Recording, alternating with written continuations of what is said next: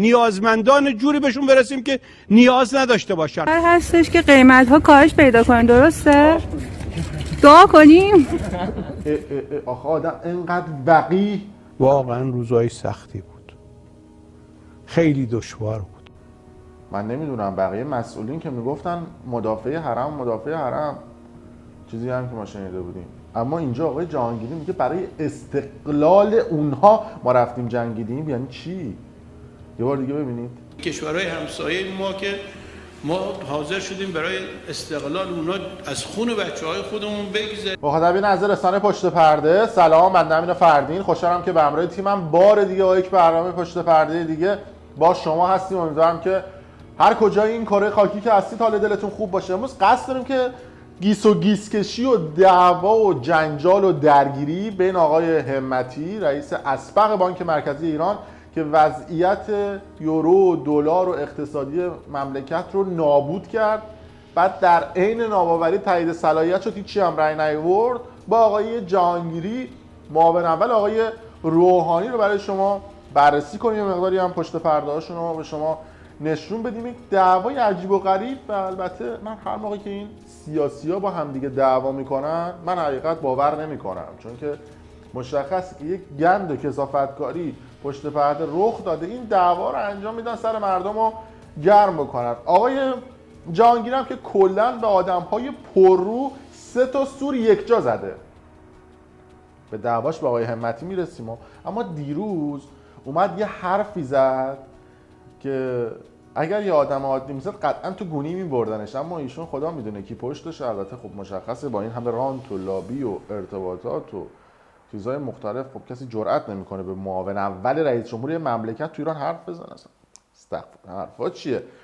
اما آقای جهانگیری اومدن گفتن که آره ما جوری مملکت رو مدیریت کرده بودیم که در طول 1-2 سال گذشته وقتی ما تحریم شده بودیم کشورهای دوست و همسایمون یعنی هند و روسیه توفم کف دست ما نذاشتن، نفت و بنزینمون هم نمیخریدن و کلا با همون اصلا مراوده اقتصادی نداشتن و ما نابود بودیم.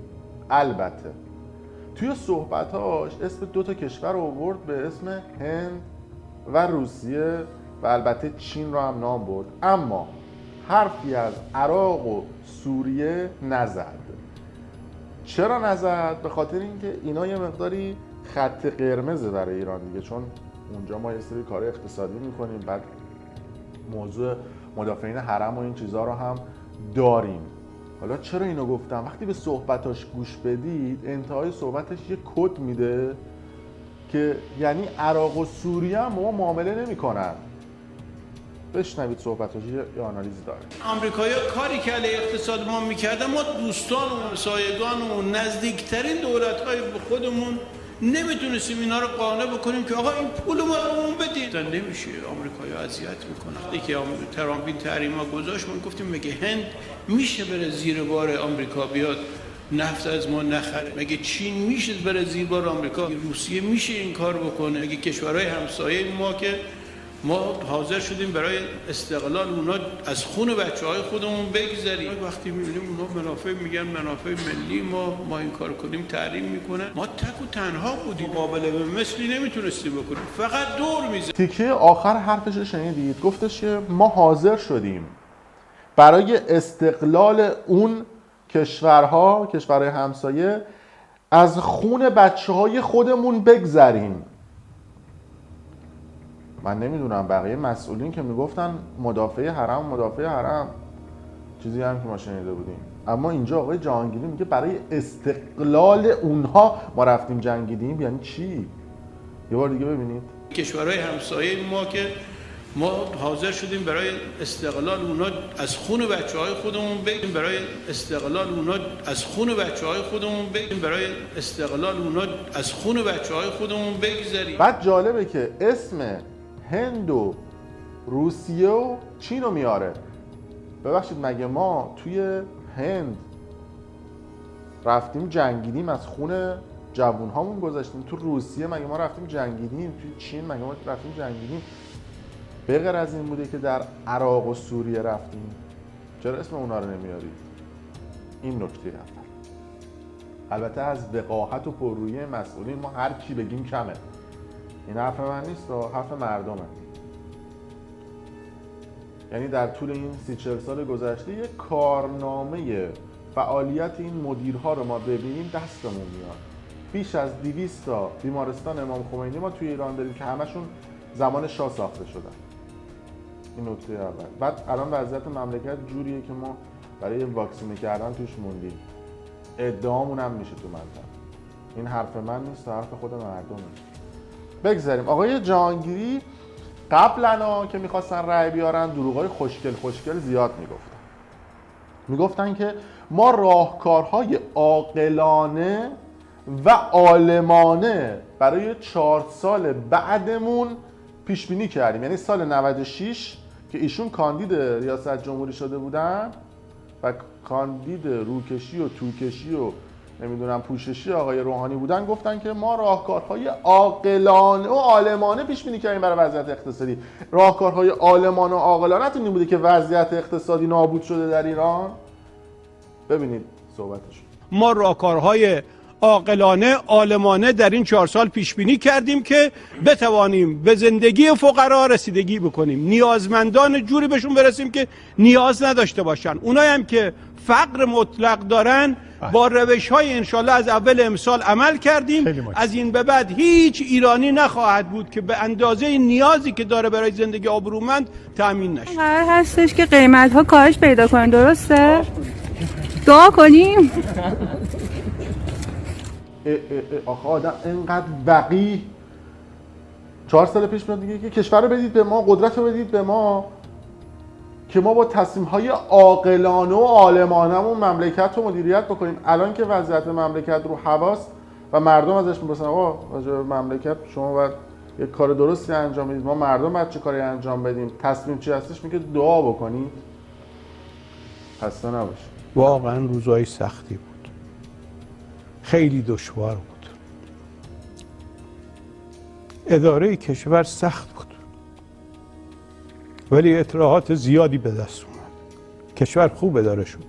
خلاصه این دروغای خوشگل آقای جهانگیری حالا به بخش رانتا و لابیای برادرش هم مهدی جهانگیری میرسیم. حتی چرا برسیم، بریم ببینیم یه تیکه از رانتا و لابیا برادرش رو مثلا یه مدت هم گرفته بودنش. ببینید. ظرف مدت کوتاهی 6 شرکت اقماری بزرگ از جمله بانک گردشگری نیز توسط او با سرمایه 600 میلیارد تومانی و با حمایت‌های دولت وقت تأسیس شود. آقای معاون اول که مدعی اتلاف میلیاردها دلار درآمدهای دولت قبلی است، موضعش نسبت به رانت‌های برادرش در دولت قبل چیست؟ تخلفات ایجاد شده در بانک گردشگری این مجموعه را به مرحله انحلال سوق می‌دهد. اما با تغییر دولت و روی کار آمدن دولت 11 ورق برمیگردد و نه تنها به تخلفات بانک گردشگری رسیدگی نمی شود، بلکه شرکت سمگا هر روز گسترش می‌یابد و مهدی جهانگیری به لطف حضور برادرش بر مسند دولت و حمایت‌های شریک و نماینده با نفوذش جواد پالیزدار به مرد شماره 1 صنعت گردشگری ایران بدل می‌شود. حمایت‌های جهانگیری در دولت جدید بیشتر میشه و چیزی نمیگذره که مرد اول صنعت گردشگری به سمت نایب رئیس اتاق بازرگانی منصوب میشه. درست دستگیری مهدی جهانگیری با واکنش جدی برادرش معاون اول رئیس جمهور مواجه شد، اما شاید کسی که بیش از همه از این اتفاق ناراحته فرشته طاهرپور باشه. طاهرپور که مهمترین تهیه کننده و تصمیم گیرنده سینمای کودک شناخته میشه، مسئول ساخت 2 مستند اسحاق جهانگیری در انتخابات 96 بود. طاهرپور با تهیه کنندگی فیلم گلنار وارد سینما شد، فیلمی که نقش اولش رو غزل شاکری دختر خودش بازی میکرد. فرشته طاهرپور نخستین داور زن در جشنواره فجر محسوب میشه و مهمتر از همه 3 سال رئیس هیئت مدیره خانه سینما بود. پیشرفت‌های طاهرپور دلیلی نداشت جز ارتباط خانوادگی با محمد بهشتی، بنیانگذار بنیاد سینمایی فارابی، همسر خواهر طاهرپور که در حال حاضر رئیس پژوهشگاه سازمان میراث فرهنگیه، مهمترین مدیر سینمای ایران در دهه 60 محسوب میشه. مدیرعامل اسبق فارابی طی سالهای 62 تا 73 از کسانی بود که تلاش زیادی برای ممنوع تصویری و حذف چند چهره مهم در سینمای بدنه در دهه 60 انجام داد. اگرچه از ابتدا بنابر کنارگیری اسحاق جهانگیری از رقابت‌های انتخاباتی بود، اما ساخت دو مستند میتونست فرصت مناسبی هم برای طاهرپور و هم برای بازگشت مدیر گذشته تلویزیون به رسانه ملی باشه. محمد بهشتی در مستند اول جهانگیری در کنار خواهر همسرش نشست و از این کاندیدا حمایت کرد. به من گفتن اگر بابک زنجانی دیگری توی دولت پیش اومد چی؟ گفتم حداقلش اینه که اون وزیرش باید سریع برکنار بشه. گفتن اگه بزرگتر شد، گفتم معنیش اینه که منم باید برم. تعارف نداره. طاهرپور تونست برای ساخت خاله قورباغه، فیلمی عروسکی که بر مبنای یکی از شخصیت‌های فیلم گلنار نوشته شده، از سرمایه‌گذاری بانک گردشگری و حمایت مهدی جهانگیری استفاده کنه. جهانگیری که پیش از این با حضورش در بانک گردشگری برای ساخت فیلم شهر موش‌ها سرمایه‌گذاری میلیاردی انجام داده بود، حضور در سینما رو فرصت مناسبی برای استفاده از معافیت‌های مالیاتی و شاید پولشویی می‌دونست. کاری که قبل از اون توسط افراد دیگه‌ای هم انجام شده بود. شرکت جهانگیری البته یکی از حامیان مالی جشن خانه سینما هم بود، جایی که طاهرپور مشاور امور مالیاتیش محسوب میشه. طاهرپور که در ساخت آخرین فیلم سینماییش از حمایت مالی خوبی بهره برده بود، قبل از اکران خاله قورباغه خبر از ساخت قسمت دومش هم داد. قسمت دومی که با توجه به دستگیری مرد اول گردشگری ایران در یک دهه گذشته بعید فعلا ساخته بشه. اگرچه قرار بود صنعت گردشگری برای 4 میلیون نفر شغل ایجاد کنه، اما حداقل به اندازه 4 میلیون نفر برای برادر معاون اول رئیس دولت، مرد پشت صحنه صنعت گردشگری، درآمد ایجاد کرد. نگذاشتید از پشت صحنه ها بدانیم. چرا؟ خب پشت صحنه اگر وجود داشته باشه که باید همجور پشت صحنه مخصوصا تو تصمیم گیری بماند. پشت صحنه نمیشه آوردش رو. اگر بیاد رو دیگه ارزش خودش از دست میده. خب اینم تکلیف برادرت. برادر آقای روحانی هم همینطور، آقای حسین فریدون، اونم که دیگه اصلا نگیم. بریم جلوتر.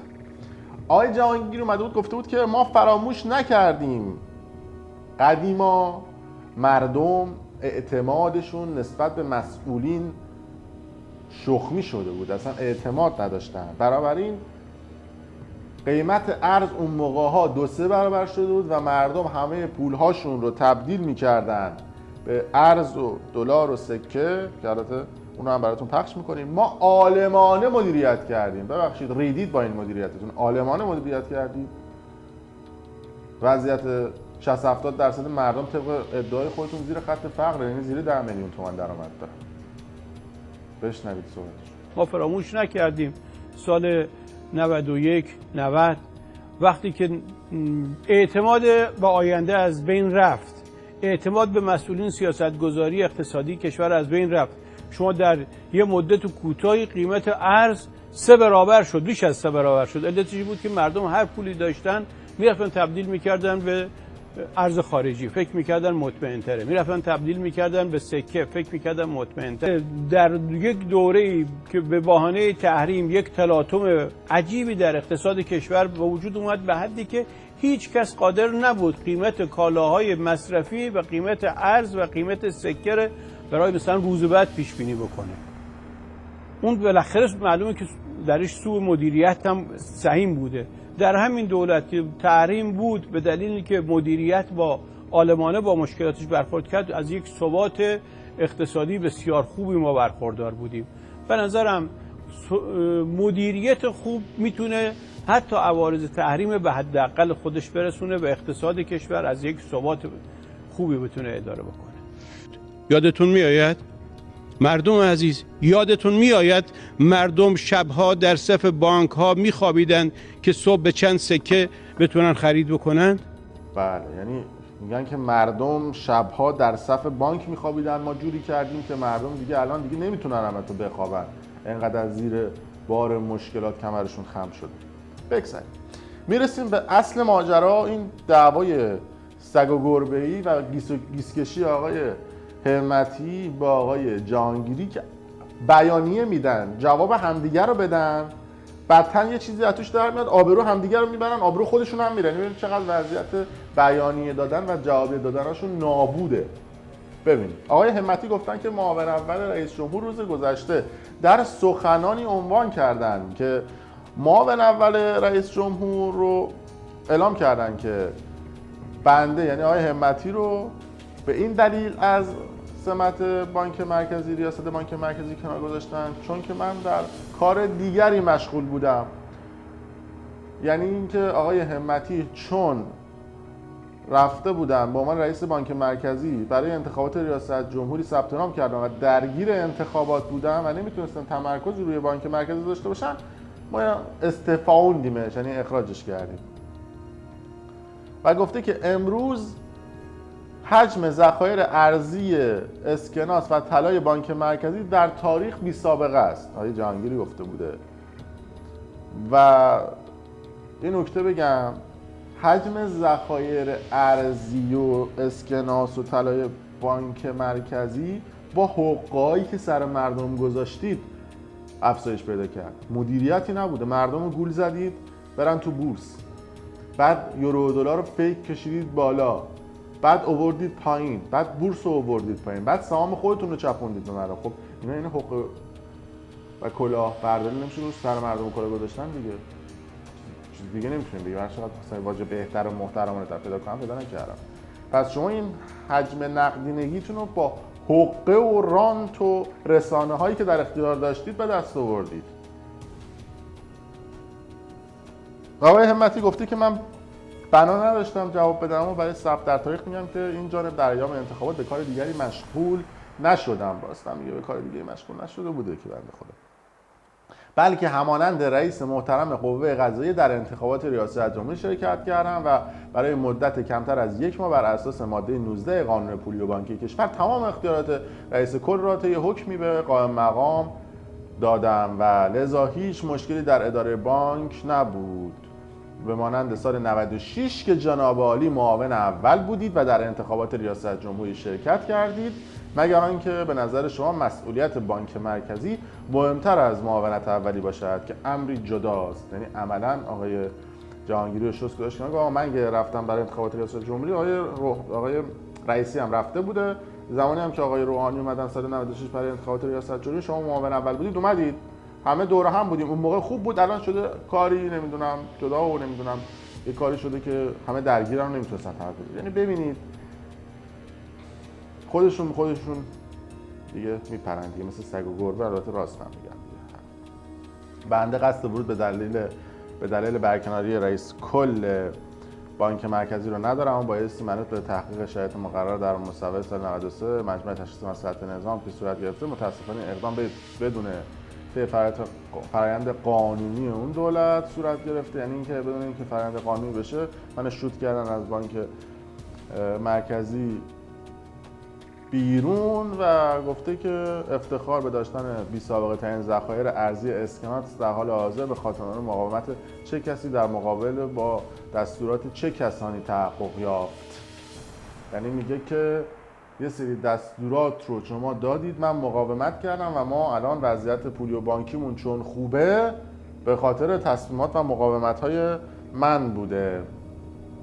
یعنی یه مملکت شخمی داریم، یعنی با توف بنده. هیچکی هم به هیچکی جواب نمیده. یعنی هیچ مسئولی در هیچ جایی، یعنی شما ندیدید که یه مسئول رو بیارن، مسئول بلندپایه بیارنشون دادگاهیشون بکنن، میگن به توضیح بدید دولت مثلا این گرونیا، بیا توضیح بدید مثلا راجع به این بی آبیا، بی برقیا. ما این همه تو کشورمون آفتاب داریم، به خاطر چیز گشاد مسئولین ما نمیتونیم انرژی خورشیدی درست حسابی تولید بکنیم. بیاد ببینید توی آلمان چقدر انرژی خورشیدی دارن تولید میکنن، بیاد توی همین آلمان، هلند ببینید چقدر انرژی با باد دارن برق تولید میکنن. تو ایران چقدر دارن این همه ما آفتابو تو همون خوزستان که آب و برقش رو قطع میکنید، مردم میریزن تو خیابون، بعد میرید دهنشون رو سرویس میکنید، اونجا با گرمای هوا شما میتونید برق کل آسیا رو تامین بکنید. انقدر انرژی خورشیدی و گرما اونجا زیاده، با گرماش میتونید برق تولید بکنید. رو کارون هم که 600,000 تا سد زدید، این همه دارید برق تولید میکنید، به خود مردم خوزستان نمیرسه. ببخشید اینا جز اینه که شما مدیریت درستی ندارید. مشاوراتون هم آدم‌های درب و داغونی هست. چرا؟ چون میاید توی تلویزیون مدام مصاحبه میکنید، میگید ما در حال حاضر شرایط بحرانی رو داریم به سر میبریم به خاطر کرونا. یک اتفاق عجیب و غریب بود در طول یکی دو سال گذشته. ما بنابراین اگر کشور نمیتونه با شرکت‌های بزرگ قرارداد ببنده، مراودات مالی داشته باشه، دلیلش این هستش که کرونا بود. عزیز من، شما اگه مشاورای درست داشتید و مدیریت بحران درستی داشتید، میومدید مدیریت بحران میکردید. خیلی ساده است. ببین اینا که من میخوام بهتون توضیح بدم تا اول دبستان میگم بهتون. من اینجا میکشم براتون. این شرایط نرماله. خب وقتی شرایط بحرانی میشه، مثلا وضعیت اقتصادی میاد پایین. دوباره وقتی شرایط نرمال میشه میاد اینجا. شرایط مملکت وقتی پول میاد و اینا اوورت میشه میره بالا.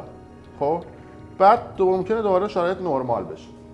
مدیریت بحران، مدیران کودکستانی من قربونتون برم اینه که شما این نقطه رو پیش بینی بکنید، این نقطه رو هم پیش بینی کنید. اگر کشور تو حالت نرمال هستش، فکر کنید که ممکنه به اینجا برسه. یعنی یک مرز، به قول آلمانی ها، یک گرنسه درست بکنید که اگر کشور به حالت بحرانی هم رسید به فنا نرید. شما فکر کردید که همیشه کشور در حالت نرمال و خوبه، اینو پیش بینی نکردید این بحران رو، بعد ادعاتون هم اینو در کلاس اول دبستان بهتون یاد میدادن، نه دوم دبستان. قربونتون برم نمیفهمید این چیزا رو دیگه. من چی بگم؟ من بعد حالت نرمالم میشه اینجا. این خواستم آموزش بدم به دوستانی که مدیریت بلدن که بدونن که اگر یه بحرانی پیش میاد جفت نکنید، بدونید که باید از قبلش پیش بینی کنید. در هر صورت مرسی که تا این لحظه با ما بودید. اگر دوست داشتید برامون کامنت بذارید، ویدیو رو لایک کنید و برای دوستان خودتون به اشتراک بذارید.